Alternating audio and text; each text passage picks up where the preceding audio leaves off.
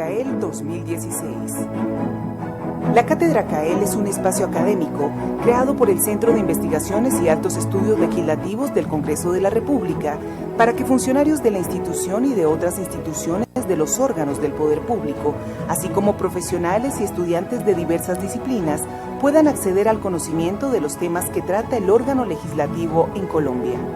La Cátedra CAEL refleja la apertura del Congreso al entorno nacional, formando y promulgando el saber legislativo. Es transmitida por el canal Congreso para llegar a todas las regiones de Colombia, cimentando la importancia de la defensa de la democracia, el respeto, la aceptación y la legitimidad de las instituciones sobre la base de un proyecto de entendimiento nacional en paz, reconciliación y equidad para todos. Cátedra CAEL 2016. Y a continuación, el profesor Bernardo Andrés Carvajal Sánchez nos acompaña en esta sexta sesión de la Cátedra CAEL 2016 con su conferencia titulada Participación Popular y el papel del Congreso de la República en la implementación del derecho del posconflicto. Doctor Giovanni nos hace la presentación del profesor Bernardo. Bienvenido. Bueno, acabamos de hacer aclonarnos y pasamos a tener la oportunidad de presentarlo.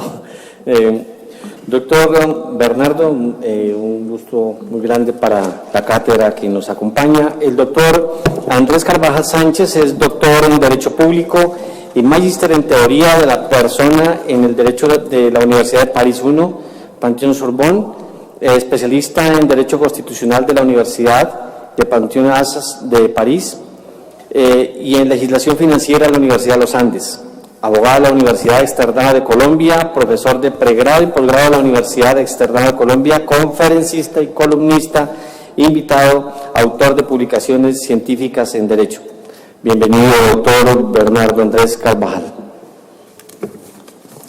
Muchísimas gracias, muy buenas tardes a todos.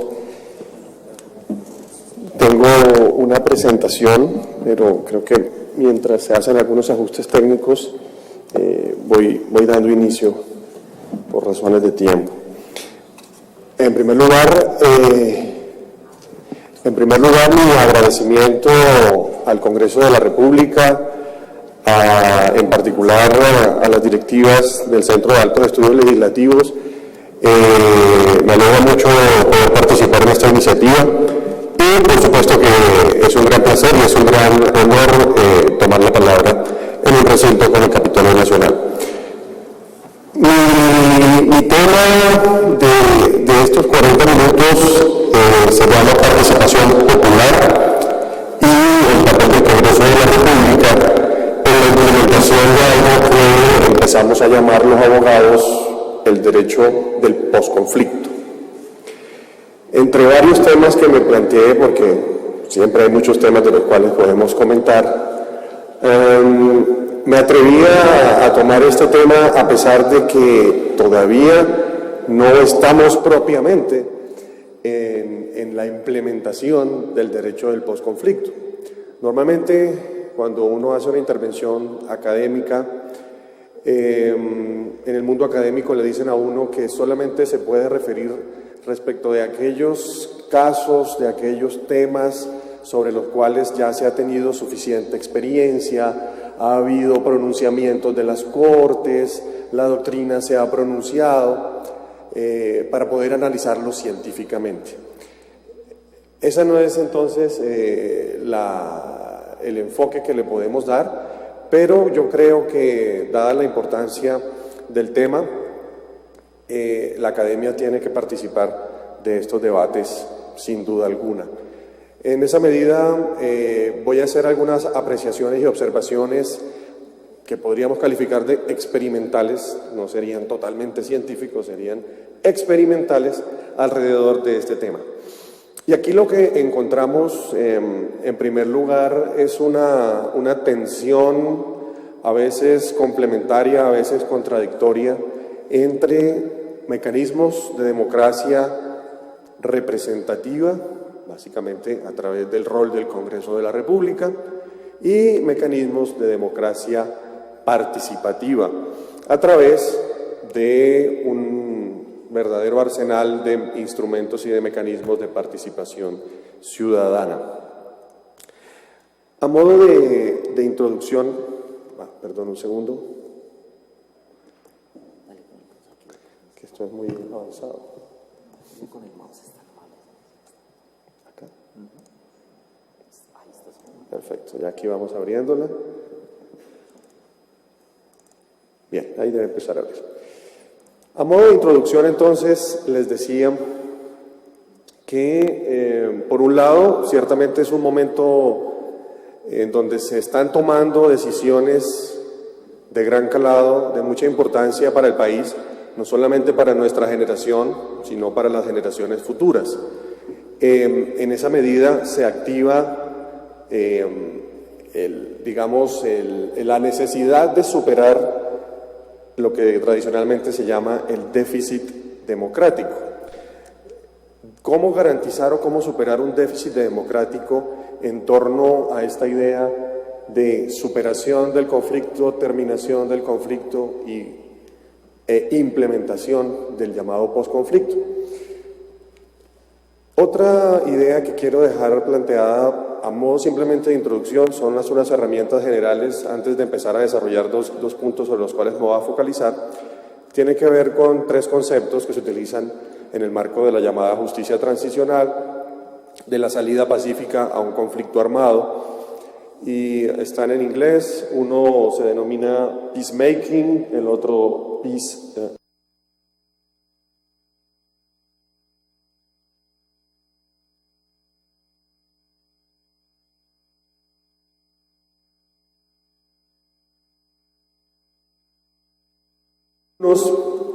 Por ejemplo, algunos consideran que esa refrendación popular no es necesaria, que no hay que darle espacio a la democracia participativa en esta primera parte del derecho del posconflicto. Es decir, que por un lado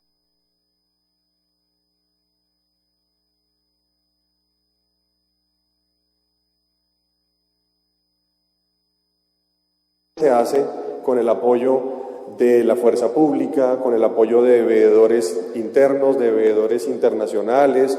Por ejemplo, en otras ocasiones se han utilizado las misiones de los llamados cascos azules de las Naciones Unidas para mantener, digamos, las condiciones de paz, pero entendidas como ausencia de conflicto.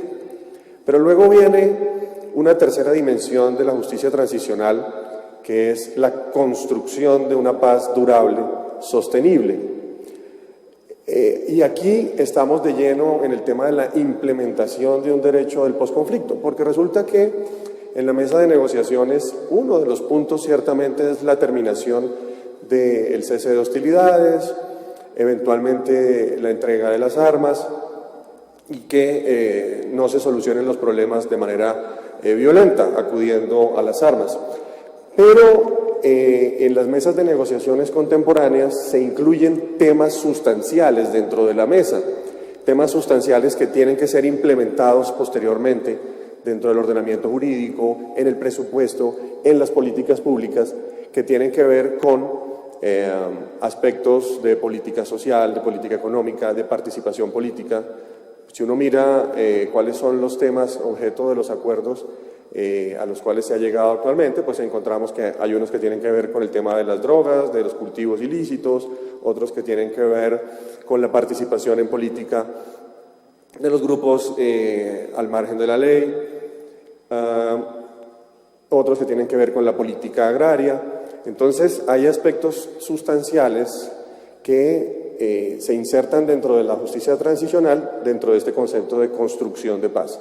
Entonces no solamente es firmar la paz, es también mantener la paz y construir condiciones de una paz durable y sostenible en el tiempo.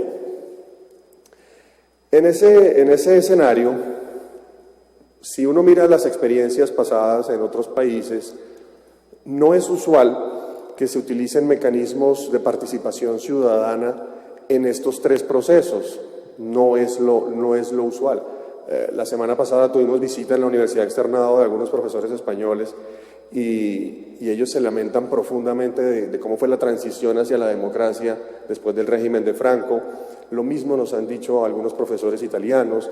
Igualmente, incluso fenómenos más recientes como el proceso de Sudáfrica, la decisión misma de dar por terminado el acuerdo no ha pasado por mecanismos de participación ciudadana. Entonces, lo que uno encuentra es que hay un cierto déficit de democracia participativa en estos procesos de justicia transicional. Y lo último que quiero señalar para esta introducción es que la justicia transicional es un escenario que desde el punto de vista jurídico se caracteriza por dos cosas que vamos a ver reflejadas en esta charla. Por un lado, lo transitorio. Siempre se dice que son medidas de carácter transitorio. Y entonces, cualquier decisión que se toma para efectos de implementar los mecanismos de justicia transicional solamente aplica para ese caso y no se puede seguir aplicando para otros casos. Y adicionalmente se habla del carácter excepcional. Los mecanismos de justicia transicional implican una excepción a los regímenes de derecho común, a la legislación ordinaria que debería normalmente aplicarse para todos los ciudadanos. Pero dada la complejidad del conflicto, y eso también yo creo que es una forma de estrategia de negociación, pues se llegan y se acuerdan mecanismos que al mismo tiempo son transitorios y que también son excepcionales. Yo me quiero focalizar sobre dos temas que creo que permiten enlazar esa relación entre democracia participativa, popular y democracia representativa, sobre todo el rol del Congreso de la República. El primero es un tema del cual se habla mucho en la actualidad, que es la refrendación popular de los acuerdos de paz con las FARC. El segundo tema tiene que ver con cuáles son los mecanismos para implementar normativamente ese eventual acuerdo final de terminación del conflicto y de construcción de una paz duradera y estable. Entonces, cuando abordamos el tema de la refrendación popular de los acuerdos de paz con las FARC, lo primero que podemos ver para mirar las cosas en su conjunto y no de manera aislada, como suele pasar cuando se hacen debates de cara a la opinión pública, es identificar una cierta estrategia fijada conjuntamente por el Ejecutivo y que ha venido estando respaldada por el Poder Legislativo en torno a esa idea de incentivar la participación ciudadana de cara al acuerdo final de paz con las FARC. Y para eso encontramos, al menos, hay muchos más mecanismos, pero encontramos los más importantes a mi juicio, en donde el Congreso de la República ha tenido una participación muy importante. Podríamos comenzar este recuento con el marco jurídico para la paz, que es justamente la inclusión de un par de artículos transitorios en la Constitución. Ahí volvemos al tema de la transitoriedad de los mecanismos de justicia transicional. Entonces, el punto de partida, digamos, de la intervención legislativa se da reformando la Constitución por parte del Congreso a través de un acto legislativo, que es el Acto 01 de 2012. Ese marco jurídico para la paz ya fue validado por la Corte Constitucional en un par de sentencias en donde se resuelven demandas que algunos ciudadanos han presentado. El segundo instrumento en donde el Congreso de la República ha participado es la ley estatutaria de referendo sobre los acuerdos de paz. Esta igualmente ya fue revisada en constitucionalidad por la Corte Constitucional en la sentencia C-784 de 2014 y este mecanismo es, digamos, una de las opciones, y dicho por la misma Corte Constitucional en esta sentencia, es una de las opciones que el Congreso de la República le da al Ejecutivo para verificar, para que él decida cuál mecanismo va a utilizar, si así lo desea, para darle mayor legitimación y para darle mayor seguridad jurídica al acuerdo de paz. Este referendo en la ley tal y como quedó aprobada sería un referendo de carácter especial. Entonces, esa es otra de esas características, son normas extraordinarias que solamente servirían para utilizarlos en relación. Algunos, por ejemplo, algunos consideran que esa refrendación popular no es necesaria, que no hay que darle espacio a la democracia participativa en esta primera parte del derecho del posconflicto. Es decir, que por un lado el presidente de la República, con base en el marco jurídico para la paz, ya tiene las competencias exclusivas para poder llegar a suscribir esos acuerdos, que nada se lo impide. Otros consideran que no se puede someter a las mayorías políticas populares si estamos o no estamos de acuerdo con firmar la paz, porque consideran que la paz es un derecho fundamental y que en esa medida los derechos fundamentales en su reconocimiento no dependen de las mayorías políticas del momento. Otros, por ejemplo, consideran que no es necesario darle un alcance jurídico o político jurídico a través de estos mecanismos de participación ciudadana al acuerdo final de terminación del conflicto, porque, y es la tesis que está sonando en estos días, porque ellos por sí solos tendrían una naturaleza jurídica de acuerdo especial en el marco del derecho internacional humanitario. Y por ello hay hasta una demanda respecto de la cual asumió por ahora competencia la Corte Constitucional directamente contra el acuerdo general que dio lugar a la mesa de conversaciones en La Habana. Ante esta perspectiva, me parece importante recordar que el derecho constitucional no es solamente el derecho de los derechos fundamentales, no es solamente el contencioso del control de constitucionalidad y de la acción de tutela y de las otras acciones constitucionales, sino que el derecho constitucional en nuestro país y en todos los países del mundo es y seguirá siendo un derecho político, es decir, es el derecho que garantiza un marco institucional y que garantiza en últimas la legitimidad democrática de las instituciones y de las decisiones que se toman por parte de los órganos del poder público. ¿Para qué se hace necesario recordar esto? Yo creo que es importante incluirlo dentro de toda la argumentación que se hace, porque, por un lado, el principio de democracia se dice que es un principio expansivo, es decir, la democracia participativa, ¿cuándo podría resultar inconstitucional? Si al contrario lo que ha venido haciendo el Congreso de la República es crear una serie de mecanismos como órgano, como foro de la democracia representativa, le da la palabra directamente al pueblo.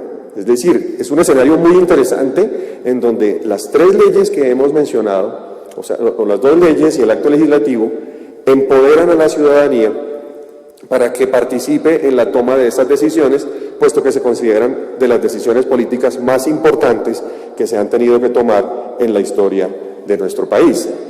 ¿Y eso qué quiere decir? En la práctica, el problema sería que la justicia transicional, a diferencia de los otros casos, la justicia transicional colombiana requiere un espíritu político de reconciliación. Y se dice que es muy difícil lograr una reconciliación cuando se hacen proyectos o procesos de paz en donde no ha habido un espacio para que la ciudadanía delibere, para que cada uno de nosotros busque los acuerdos, los lea, los consulte y diga si finalmente Colombia o los colombianos vamos a medir, no les vamos a medir a esto o no. Por supuesto que es una política extremadamente arriesgada desde el punto de vista pragmático, pues es un gran riesgo consultar al pueblo, ¿sí? Eso, digamos, es innegable, porque ¿qué pasaría en el caso de un plebiscito si mayoritariamente se dijera que no? Queda vinculado el gobierno, quedan vinculados los demás órganos, se acabó el proceso de paz porque el pueblo de Colombia no quiso, ¿no? Entonces, por supuesto que la democracia a veces da miedo. Eso también ocurre cuando utilizamos de pronto en exceso y con falta de cálculo político estos mecanismos de participación ciudadana.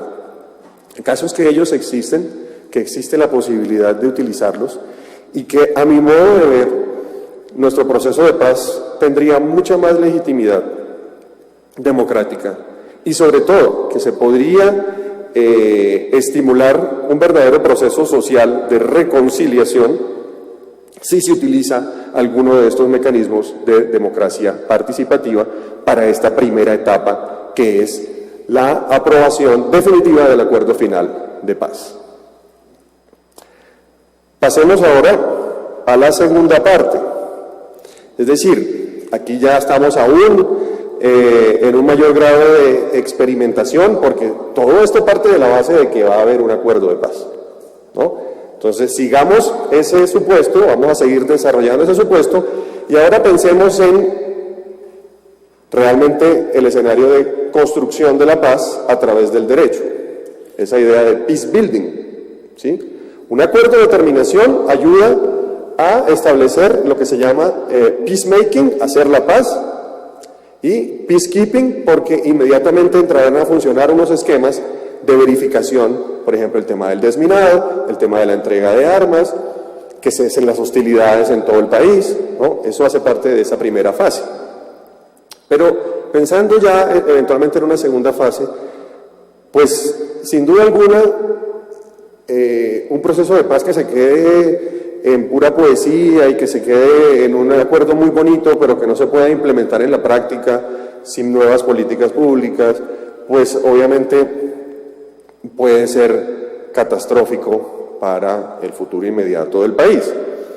Entonces, en ese escenario hay que mirar qué pasa con la implementación normativa desde el punto de vista jurídico de los acuerdos de paz con las FARC.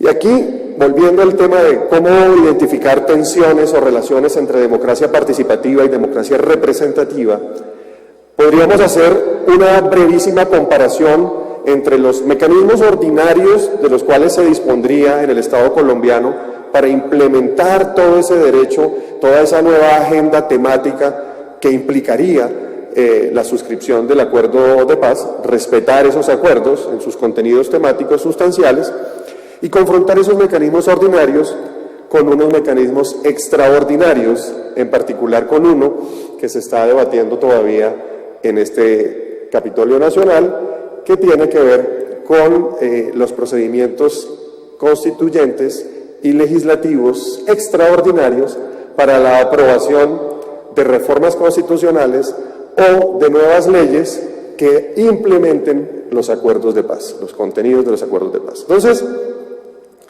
tenemos la opción tradicional. La opción tradicional es una opción en donde ubicamos, por ejemplo, ¿qué pasaría si se requiere hacer una reforma constitucional sobre participación en política, si se quisiera, supongamos, crear una nueva circunscripción especial para grupos desmovilizados? Supongamos. Pues habría que hacer una reforma constitucional muy probablemente.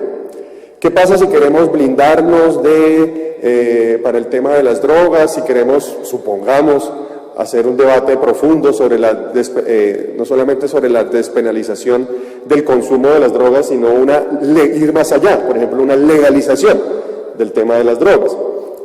De pronto toca ajustar algunos temas de la Constitución, de pronto no, pero como mínimo habrá que modificar varias leyes de la República y de ahí para abajo adaptar a ese nuevo marco las demás normas jurídicas.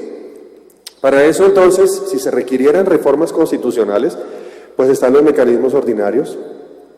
Hay uno que es la Asamblea Nacional Constituyente. La Asamblea Nacional Constituyente es, por definición, no solamente un mecanismo de reforma de la Constitución, sino un mecanismo de participación ciudadana igualmente. Porque no son los órganos constituidos, no es el Congreso de la República el que va a cambiar la Constitución, sino los representantes elegidos especialmente por el pueblo con ese mandato, un mandato de cambiar la Constitución.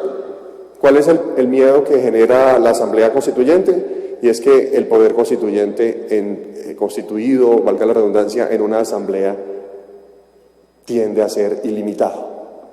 Ahí es donde apreciamos quién es el soberano, ¿no? Es un poder de asamblea constituyente al cual no le podríamos restringir el margen de competencia o los temas sobre los cuales se puede pronunciar, sino que podría eventualmente hacer más que una revisión constitucional, una verdadera sustitución de la Constitución, a la cual no podría oponerse la Corte Constitucional. La misma Corte Constitucional ha dicho que el test de sustitución de la Constitución solamente opera cuando es ejercido el poder constituyente por parte de los poderes constituidos, entiéndase, por parte del Congreso de la República a través de actos legislativos. Sin embargo, es una posibilidad igualmente, que se decida más adelante convocar a una asamblea, y esto sería un escenario en donde la tensión entre democracia participativa popular y democracia representativa la ganaría, entre comillas, la democracia popular. Otra opción serían los referendos constitucionales y actos legislativos. Ya vimos que existe la ley especial para los referendos constitucionales de implementación de este acuerdo de paz. Entonces, aquí podría volverse a utilizar si le diéramos esa interpretación amplia que estaba comentándoles. De caso contrario, utilizaríamos el referendo ordinario, tal y como existe en la ley 134, más los ajustes que se hicieron en la reciente ley 1757, en donde se estimularon otros mecanismos de participación.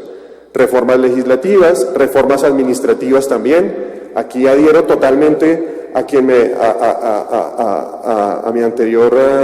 al anterior conferencista. Las reformas administrativas son fundamentales, es decir, para materializar las cosas esto tiene que pasar por políticas públicas. De hecho, el gobierno nacional, tengo la percepción de que está empezando a ganar terreno en este tema de cara al posconflicto. Ya, digamos, tiene anunciado todo un verdadero sector administrativo y toda una estructura de regulación de cara al posconflicto. Se habla de un ministerio del posconflicto, ya existe un ministro del posconflicto nominalmente. No, tenemos toda una estructura, pero habrá que ver realmente cuáles son las políticas luego de implementación en la práctica y de manera eficaz y de manera económicamente eficiente de esas políticas que llamamos de paz y reconciliación. Pero les decía que estos mecanismos ordinarios los podríamos comparar con otro grupo típico de la justicia transicional, que son los mecanismos extraordinarios. Y en particular, valdría la pena reflexionar en este momento, porque ya está aprobado en 6 de 8 debates un proyecto de acto legislativo que se llama el Acto Legislativo para la Paz.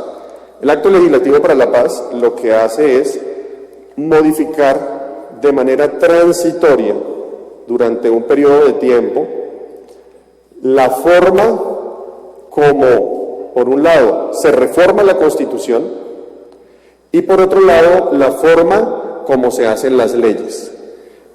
Pero esa creación de unos artículos transitorios en la Constitución se circunscribe únicamente al ejercicio del poder constituyente, del poder de reforma constitucional y del poder legislativo, únicamente para efectos de la implementación del nuevo marco normativo que se necesita en Colombia para cumplir con los acuerdos y para ponerlos en marcha.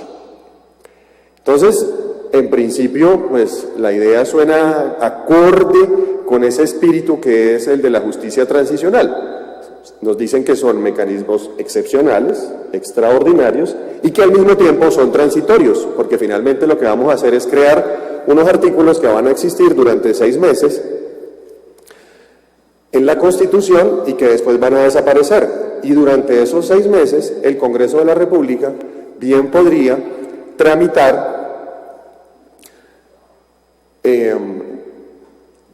proyectos de ley o proyectos de acto legislativo y aplicarles esos procedimientos especiales siempre y cuando correspondan a los temas. Entonces, hay un tema grave que es el tema de la unidad, digamos, temática, de que deben guardar, solamente se restringen esos procedimientos para el desarrollo de la materia de justicia transicional, para desarrollar los contenidos materiales del acuerdo de paz.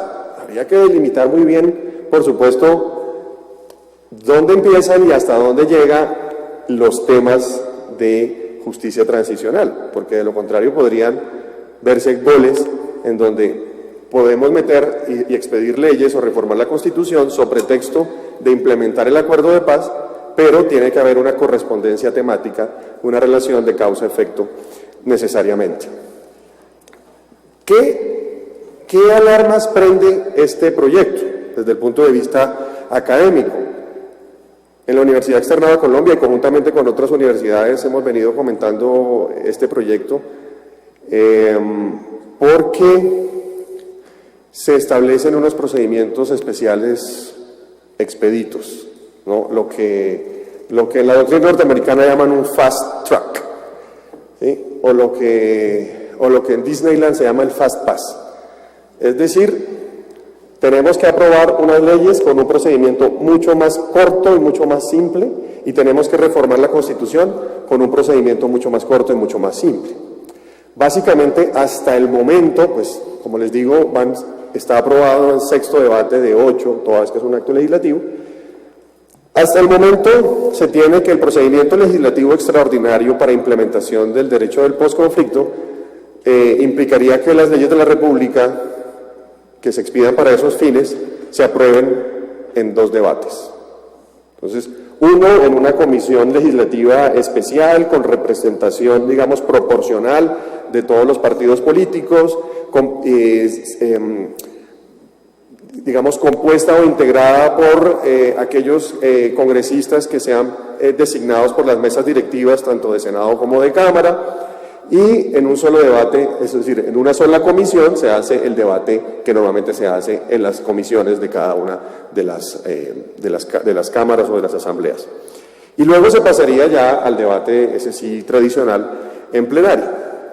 Entonces, habría que preguntarse hasta qué punto esto sería constitucional, hasta qué punto en el marco de la justicia transicional podemos restringir el procedimiento legislativo ordinario para simplificarlo.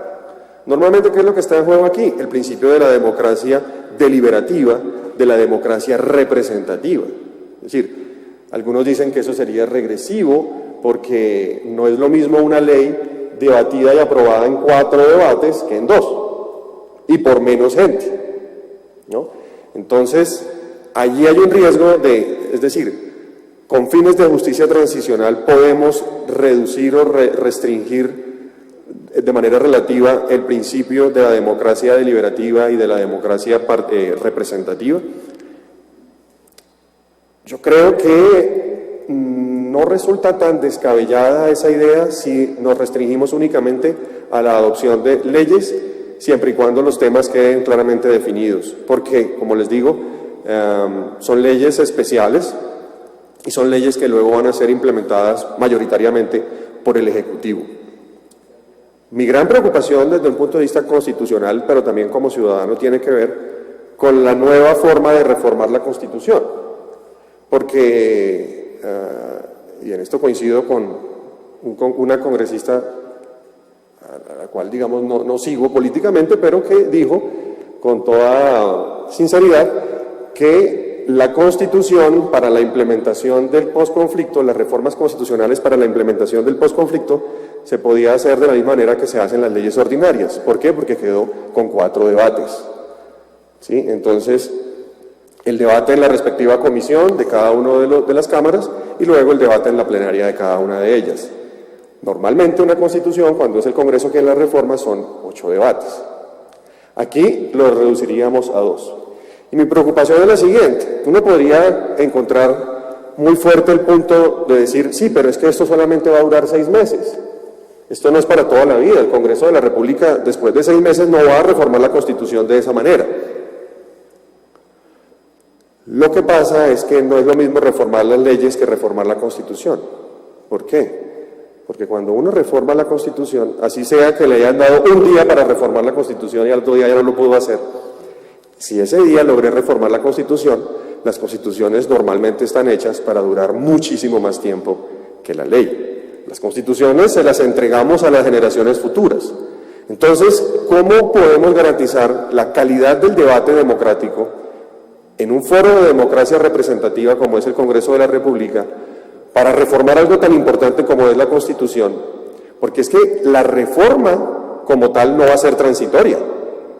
Me explico. Lo que es transitorio, es decir, durante 6 meses usted puede reformar la Constitución con un procedimiento simplificado. Pero las reformas que se llegaran a implementar durante esos 6 meses son para toda la vida en principio, son para las generaciones futuras. Y a mí me da cierto temor que las constituciones se modifiquen a la ligera.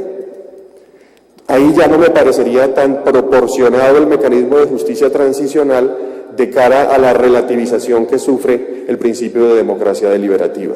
Entonces, esto por supuesto es un debate por ahora académico y político bastante interesante. Tengo la impresión de que esto va con buen rumbo en el Congreso de la República y por supuesto habrá que esperar luego la intervención del otro órgano que cierra este ciclo constitucional, que es la Corte Constitucional.